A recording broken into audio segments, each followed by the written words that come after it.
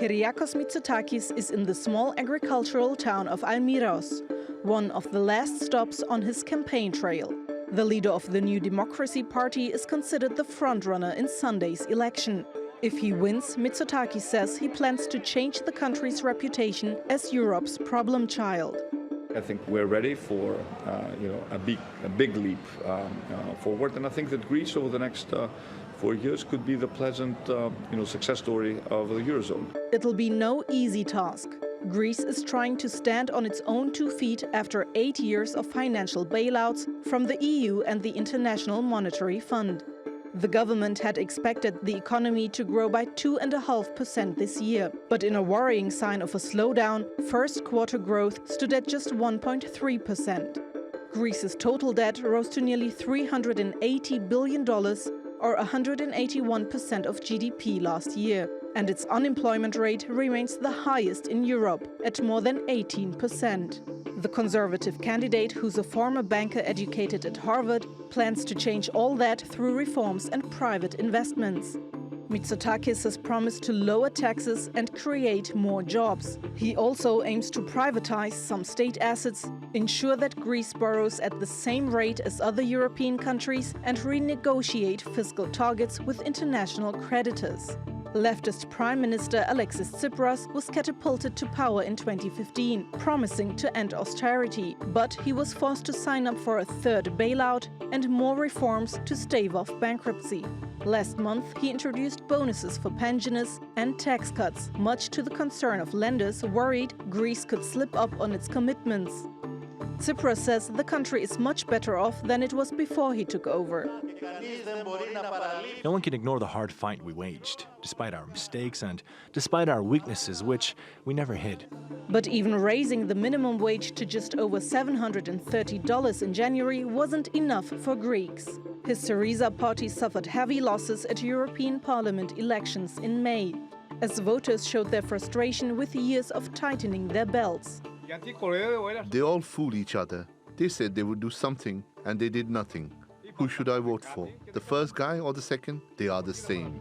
While some voters are undecided, opinion polls suggest the opposition leader is likely to beat Tsipras. And if Mitsotakis wins a majority, he could become the first Greek prime minister of a one-party government after nearly a decade of fragile coalitions. Sibel Karkus, TRT World. Well, for more on the Greek election, Melinda Nucifora joins us now live from Athens.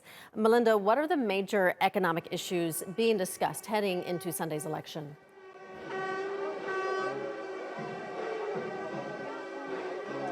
Well, the Syriza party and Alexis Tsipras, they managed to stabilise Greece's economy after almost a decade of economic turmoil. The country seems to have turned a bit of a corner.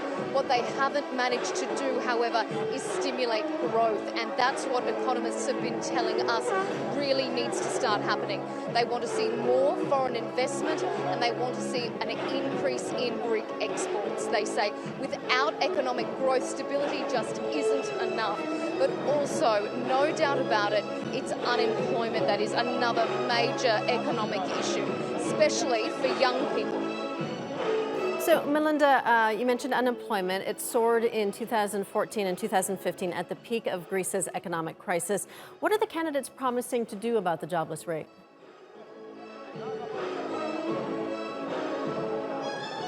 At the peak of that crisis, Rachel, it hit nearly 28 or just over 28%, an astounding number.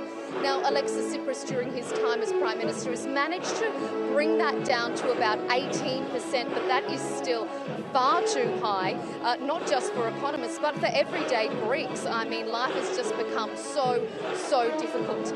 Where we are this evening is at a New Democracy rally, and you can see the number of people here waving their flags because New Democracy is saying that they are the party to turn it all around. Both parties are promising more jobs, but it's New Democracy who say they can do it faster, they can do it more effectively, and they can do it with tax cuts. And that's really captured people's attention. Another major issue has been the reduction in the wages here. Wages have dropped by more than 20%, so it's made living very, very difficult. And also, there's another another major problem here, and it's the brain drain. There is about 400,000 Greeks, highly educated young Greek professionals who have left Greece to seek jobs overseas. Now, the New Democracy says that they can turn that around and encourage those people to come back and reinvest their talents and their expertise in rebuilding their country. Okay, we can certainly see and hear all those supporters behind you with their Greek flags. Melinda, the New Democracy is also pledging to reform the country's pension system. What are they promising?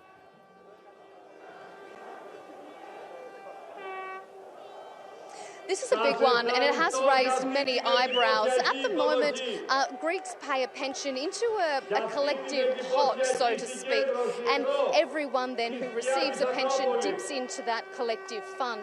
What New Democracy is proposing is an individual superannuation pension scheme. So whatever you earn, you pay a portion of that into your own retirement fund.